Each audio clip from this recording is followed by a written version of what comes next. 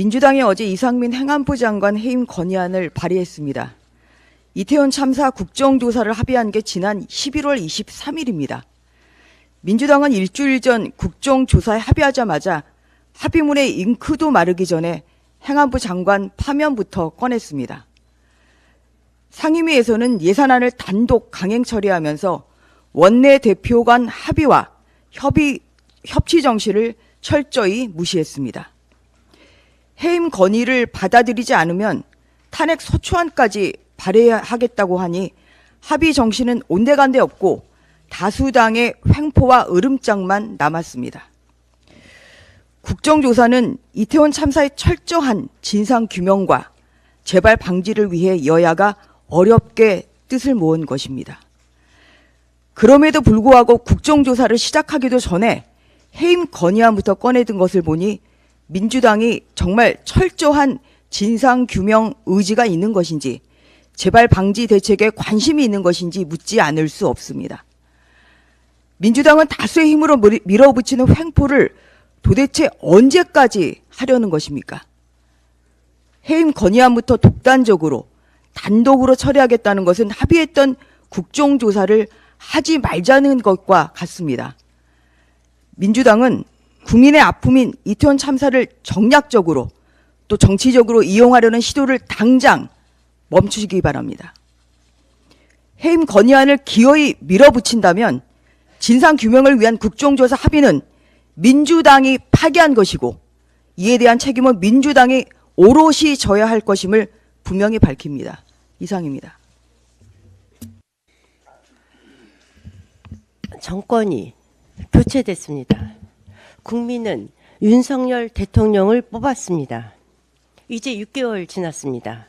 그런데 이재명 대표와 민주당, 촛불 세력, 정치화된 민주노총은 탄핵을 거론하며 대선 결과를 불복하고 있습니다. 국가를 둘로 쪼개고 있습니다. 도저히 일을 할 수 없습니다.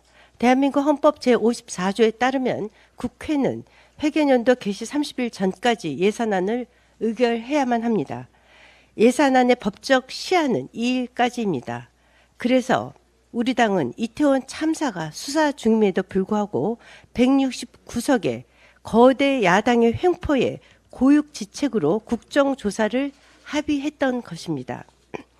국정조사는 진상규명과 재발 방지가 목적입니다. 그런데 합의 일주일 만에 민주당은 이상민 장관의 해임 건의안을 발의했습니다. 거부시 탄핵 소추하겠다고 엄포를 두고 있습니다. 그 다음은 윤석열 대통령의 탄핵입니까? 참사를 정치적으로 악용하는 것입니다. 민주당은 화물연대의 집단 운송 거부에 업무 개시 명령을 발동한 것에 대해서 비난하고 있습니다. 이는 국가의 명령입니다. 국가 경제를 살리기 위해서 대통령이 내린 명령입니다. 그런데 민주당은 반헌법적인 대응이라고 비판하고 있습니다. 2003년 5월 노무현 전 대통령은 화물연대 집단 운송 거부 때 군 대체 인력까지 투입하겠다고 검토할 것을 지시했습니다. 당시 문재인 전 대통령은 민정수석이었습니다. 결국 노무현 정부는 업무 개심 명령제를 만들었고 이를 현 정부가 발동했습니다. 이재명의 민주당은 노무현 전 대통령과 문재인 전 대통령까지 부인하는 것입니까? 당장 물러나야 될 퇴출 정치인 5를 말씀드리겠습니다. 퇴출 정치인 1호는 이재명 대표입니다. 당장 대표직에서 물러나야 합니다. 최측근인 정진상, 김용이 모두 구속됐습니다.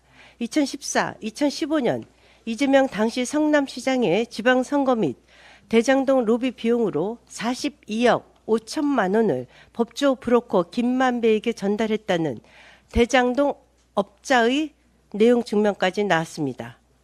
대표직 내려놓고 대표직에서 퇴출되어야만 합니다.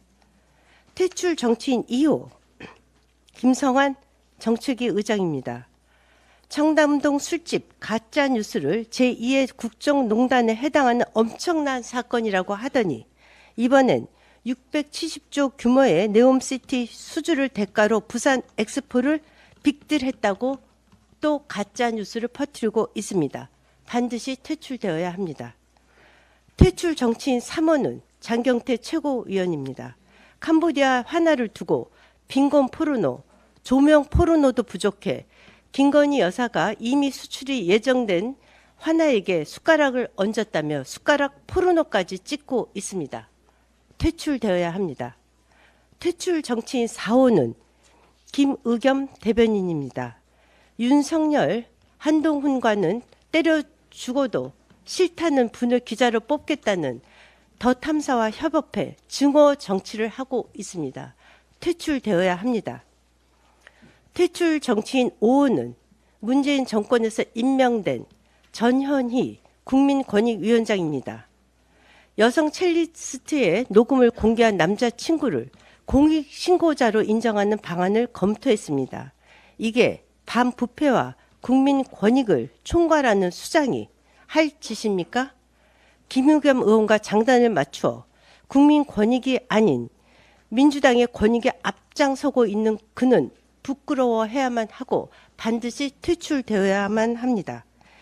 이들이 모두 퇴출되어야만 대한민국의 정치는 정상화를 시동걸 수 있습니다.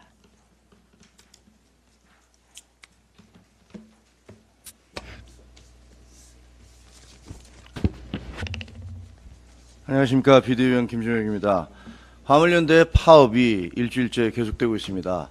가뜩이나 경기 침체로 휘청이던 한국 경제는 물류 공급이 끊기면서 몸살을 앓고 있습니다. 공사 현장의 작업이 곳곳에서 중단됐고 수도권 일부 주유소에선 기름이 공급되지 못해 품절 사태가 빚어지고 있습니다. 이로 인한 고통은 온 국민 모두가 겪고 있지만 가장 힘겨워하는 건 역시 일용직 노동자와 주유소 알바 등 우리 사회의 경제적 약자들일 것입니다. 화물연대 차주들보다 훨씬 형편이 어려운 사람들 말입니다. 윤석열 대통령이 시멘트 운수 종사자들에 대해 업무 개시 명령을 발동했지만 화물연대는 이를 거부했습니다. 민주당은 심지어 정부의 대응이 반헌법적이라고 비판하고 있습니다. 지난 2003년 5월 화물연대가 운송을 집단 거부하자 당시 노무현 대통령은 군 대체 인력 투입을 지시할 만큼 강경했습니다. 하지만 정부가 후퇴하면서 협상이 타결됐고 자신감을 얻은 노조는 몇 달 뒤 재파업에 돌입했습니다. 노 대통령은 이번에는 물러나지 않았습니다. 경유세 보조금 지급을 중단하고 지도부 16명을 체포해 사법 처리했습니다. 운행 차량에 대해선 고속도로 통행료 면제 등의 혜택을 줬습니다. 결국 2차 파업은 다수의 화물연대 노조원이 복귀하면서 16일 만에 끝났습니다. 화물차 운송 거부에 대해 업무 복귀를 강제하는 업무 개시 명령제는 노무현 정부가 그 다음 해에 만든 겁니다. 그것을 지금 윤석열 대통령이 시행하고 있는 겁니다. 민주당에게 묻습니다. 이것이 반헌법적 과잉 대응입니까? 화물연대는 물류를 멈춰 세상을 바꾸겠다고 합니다. 도대체 세상을 어떻게 바꾸겠다는 겁니까? 혹시 민노총이 시위 때마다 외치는 한미동맹 해체, 대북 적대정책 폐기, 민족 자주 실현 등과 관련이 있는 건 아닙니까? 국가 경제의 어려움이나 남들의 고통은 아랑곳 않고 시도 때도 없이 자행되는 민노총의 극렬 과격투쟁에 국민들은 지칠 대로 지쳐 있습니다. 어제 국내 최대 철강업체 포스코에서 조합원들이 69.93%의 찬성으로 민노총 탈퇴를 결의한 것은 상징적 사건입니다. 이미 한국은행, 강원도 원주시, GS건설, 쌍용건설, 금감원 등이 속속 민노총을 탈퇴했습니다. 민주주의 국가에서 노동상권은 반드시 보장돼야 합니다. 하지만 파업 불참자들에 대해 쇠구슬을 날리고 법에 따른 정부의 업무 개시 명령을 무시해버리는 행태를 더 이상 용납할 수 없습니다. 어떤 노조도 법 위에 있을 수 없고 있어서도 안 됩니다. 온 국민을, 특히 사회적 약자들을 볼모로 삼는 화물연대 불법 파업에 대해 윤석열 정부의 단호한 대응을 촉구합니다.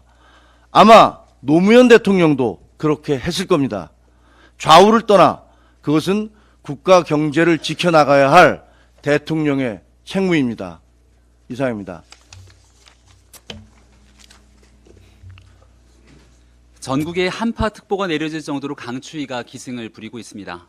이럴 때일수록 우리 사회의 취약계층, 어려운 분들이 추위로 인해 고통받고 있지 않는지 세심한 관리, 배려가 필수적인 상황이라고 생각합니다.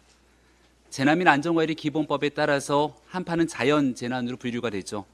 정부와 지방자치단체는 한파로 인한 생명과 안전, 재산상의 피해가 없도록 대비와 대응에 만전을 기해야 한다는 말씀을 거듭드립니다. 그런데 이런 한파, 추위가 기승을 부리던 날 서울교통공사 노조가 파업을 강행하면서 서울 시민의 퇴근길에 큰 고통을 안겨줬습니다. 충분히 협상을 통해 이견을 좁힐 수 있었음에도 민노총 간부의 현장 방문 이후 교섭이 결렬되면서 이른바 정치 파업, 민노총의 기획 파업이라는 오명을 벗어날 길이 없었고 결국 악화된 여론 속에 더 강행할 길이 없었는지 하루 만에 파업은 종료됐습니다. 더욱이 심각한 건 12구 참사로 인한 국민적 트라우마가 여전히 상존해 있음에도 이 공사 노조의 파업에 따라 퇴근길 지하철역에 시민들이 몰리면서 안전에 대한 우려가 극에 달했다는 점입니다.